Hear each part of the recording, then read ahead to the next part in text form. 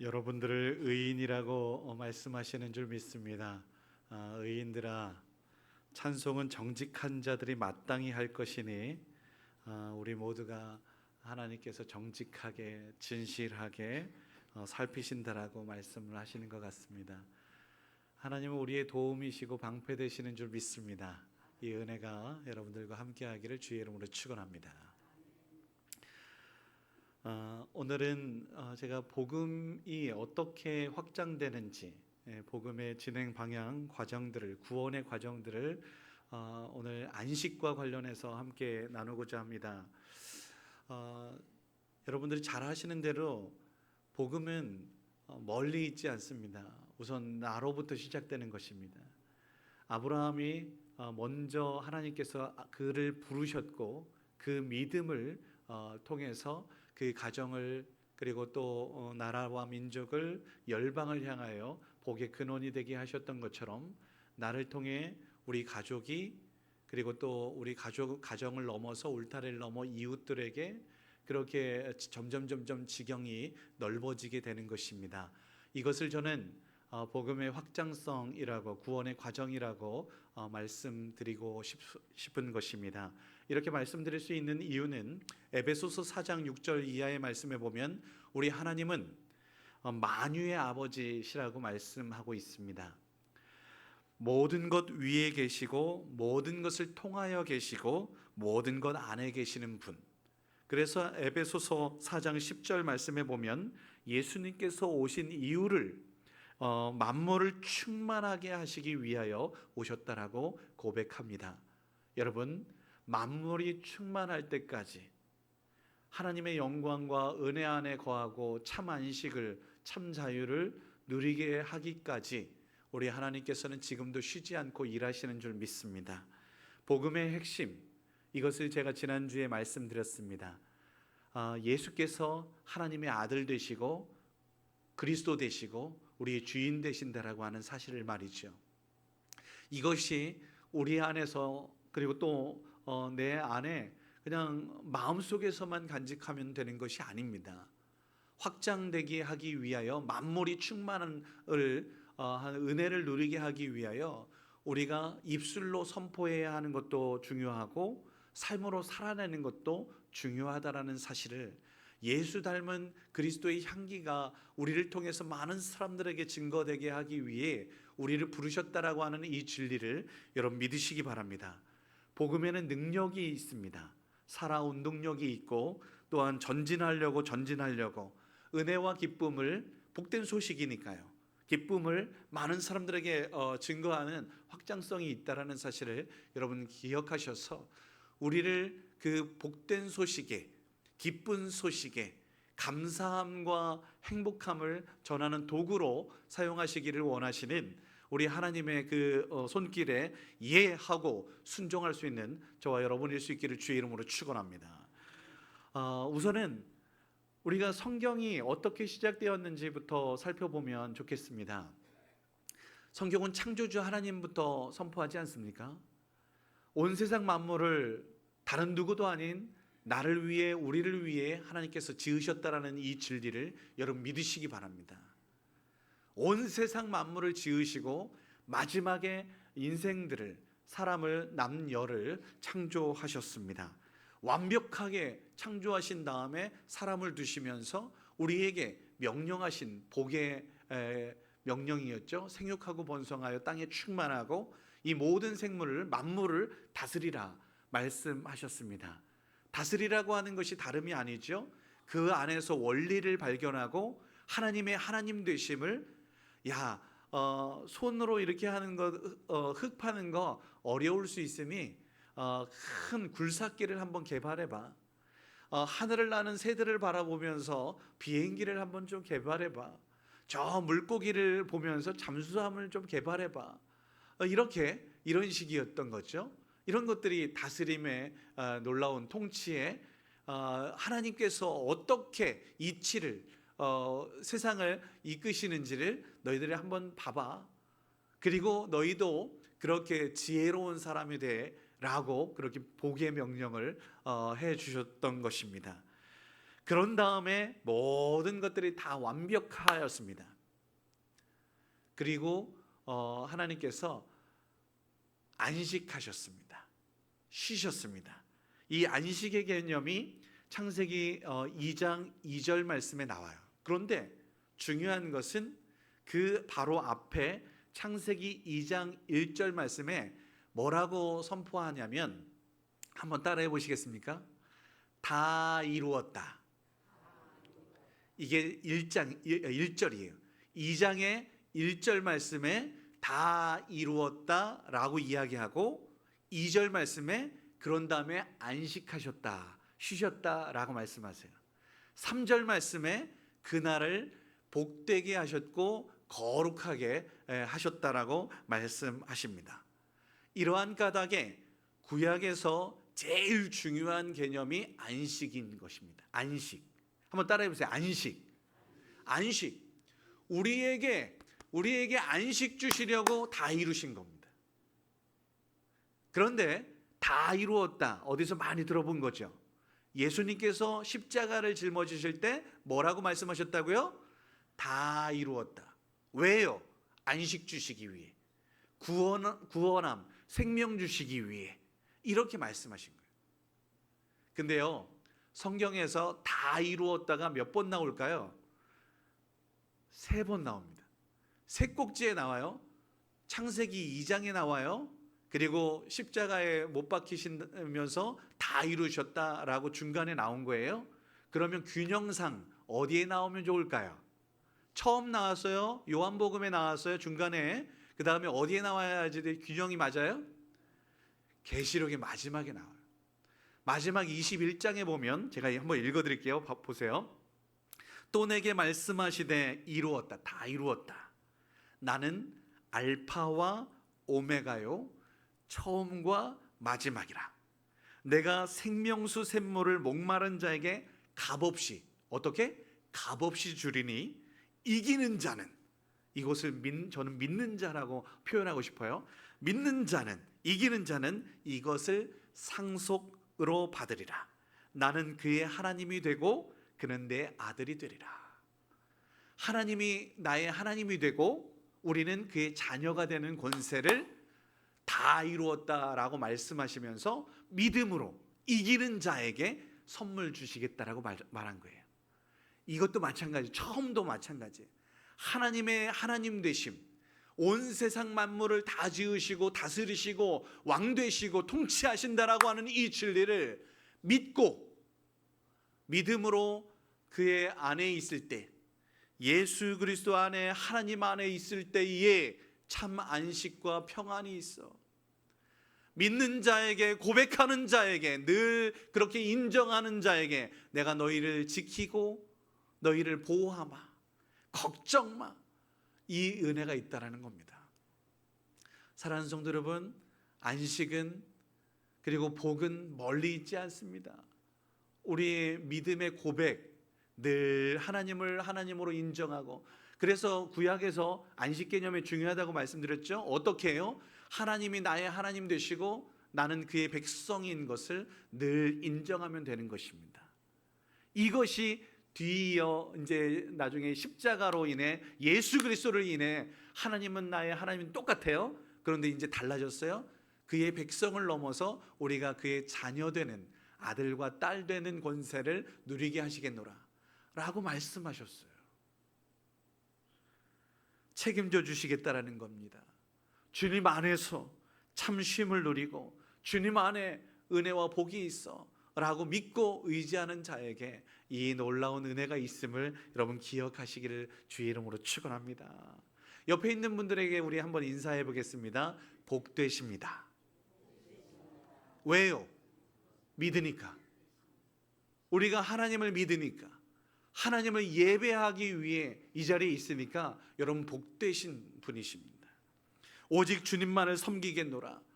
이것이 구약에서는 제도화되었고 삶의 원칙으로 삼았던 바입니다. 문제는 원칙을, 법을 늘 준수하는 사람이 있는 법 없이도 사는 사람이 있는 반면에 어김없습니다. 뛰쳐나가는 사람들이 있잖아요. 그런데 이렇게 이 법을, 이 진리를 고백하지 않는 사람들이 있어요. 이 사람들을 향하여 저는 감히 말씀드립니다. 하나님을 하나님으로 인정하지 않는, 하나님의 왕권과 다스리심을 거부하는 반역의 죄라고 말씀드리고 싶습니다. 반역의 죄이기 때문에 하나님 편에서, 왕 되신 하나님 편에서는 어떻게 해야 될까요? 그건 심판이야. 넌 죽을 수밖에 없어. 경고하십니다. 이러한 경고가 출애굽기에 기록되어 있습니다. 들어보세요. 출애굽기 31장 14절 말씀. 너희는 안식일을 지킬지니 이 날은 거룩한 날이라.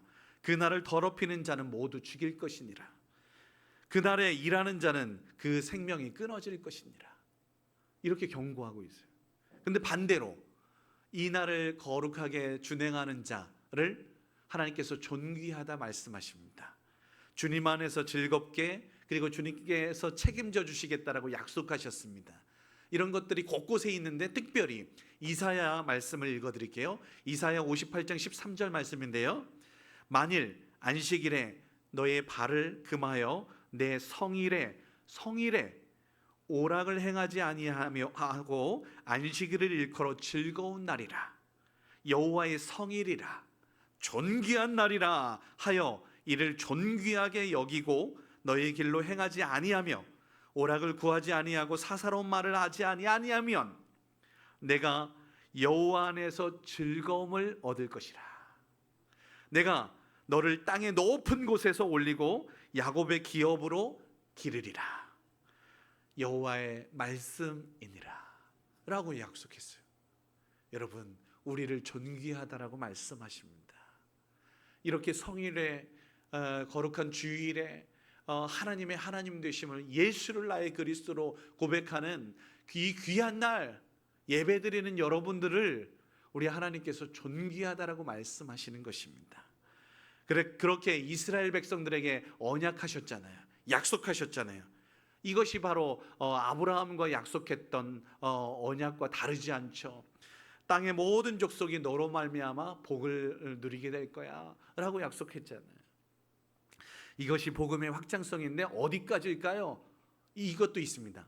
이사야 바로 이제 58장 읽었는데 56장의 말씀에 보면 이 복음이 어디까지인지를 분명하게 언급합니다. 들어보세요. 안식일을 지켜 더럽히지 아니하며 그의 손을 금하여 모든 악을 행하지 아니하는 자는 이와 같으니 굳게 잡는 사람은 복이 있느니라. 이 날을 굳게 잡는 자는 복이 있느니라. 복이 있는 사람이라. 그러면서 그 대상을 언급하기를 56장 3절 말씀이에요. 여호와께 연합한 이방인과 고자라도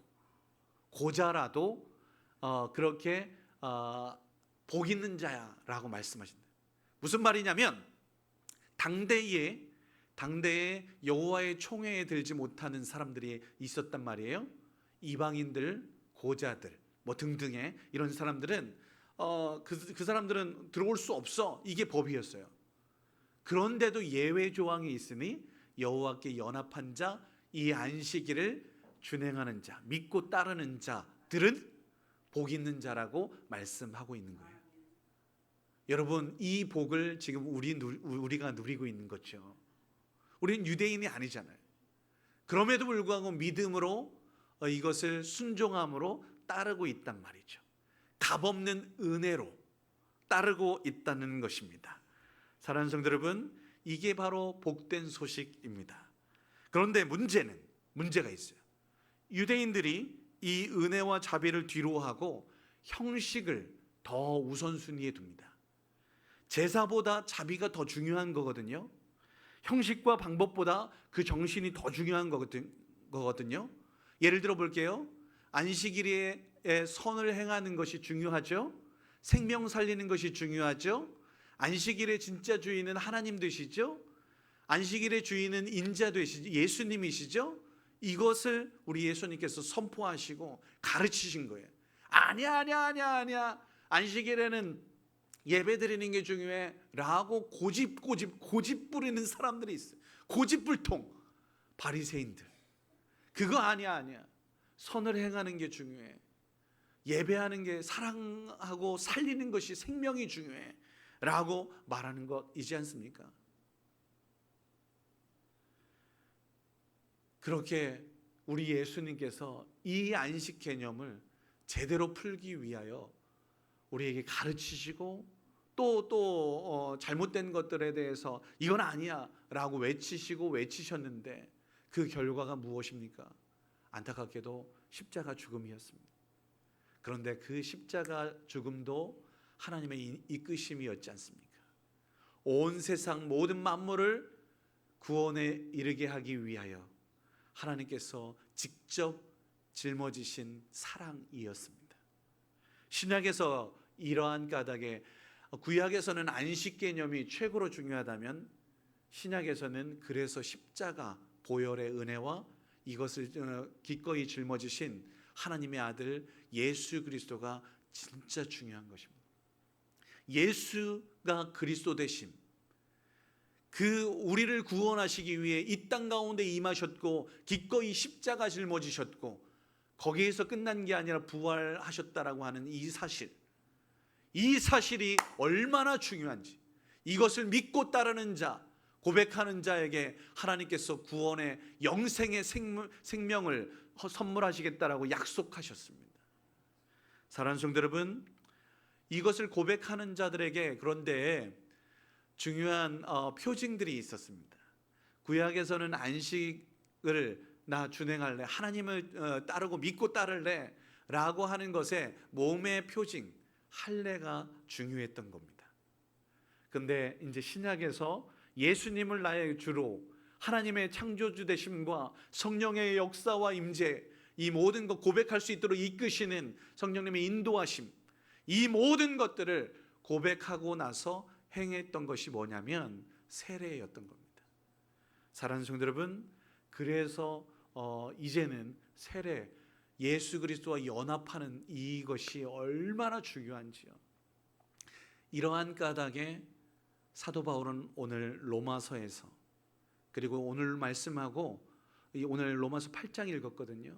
근데 골로새서 2장 말씀하고 너무 닮았습니다. 그래서 한번 읽어보시면 좋은데 제가 골로새서 2장 말씀을 요약해서 한번 간단하게 말씀드려 볼게요. 이 할례와 세례가 얼마나 비슷한지를 사도 바울은 이렇게 정리를 한 겁니다. 들어보세요. 예수님이 성육신 하신 것, 하늘 영광 버리시고 이 땅에 임하신 것, 우리를 위해 십자가 짊어지신 이유는 만물을 충만케 하시기 위함이었어. 주님께서 정사와 권세를 이기셨고 이 승리의 혜택을 누리는 것이 우리 모두인데, 그 비결이 뭔지 아니? 세례받는 거야. 주님과 연합하는 거야. 하나가 되는 거야. 너희들도 그렇게 세례를 받고 이 승리를 함께 누리자 라고 외치고 있는 것입니다. 사랑하는 성도 여러분, 이 진리를 우리 모두가 누리고 있으니 얼마나 복됩니다. 얼마나 복됩니까? 많은 사람들, 죽어가는 많은 사람들도 이 복된 이 진리를 알게 하기 위해 그렇게 너희는 가서 모든 족속으로 제자를 삼아 아버지와 아들과 성령의 이름으로 세례를 주고 내가 분부한 모든 것을 가르쳐 지키게 해야 할 사명이 우리에게 있는 것입니다. 문제는 이 믿음을 뒤로 하고 우리는 이런저런 많은 행위들을, 많은 노력들, 인간적 수고들을 더 하려고 합니다. 하나님의 자녀가 될 수 있는 것은 우리 안식을 누리게 하기 위함이라고 제가 말씀드렸잖아요. 참 쉼을, 수고하고 무거운 모든 짐을 다 내게 맡겨 라고 말씀하고 있는데, 안타깝게도 내가 바리새인이 되어서, 이 시대의 바리새인이 되어서 저 사람에게 수고하고 무거운 짐을 점점 더 얹히려고 하는, 그래야지 되는 거 아니냐 하면서 막 짐을 짊어지게 하는 이러한 누를 범하게 되는 경우들이 있습니다. 물론 봉사하고 충성하고 헌신하는 것 중요하지요.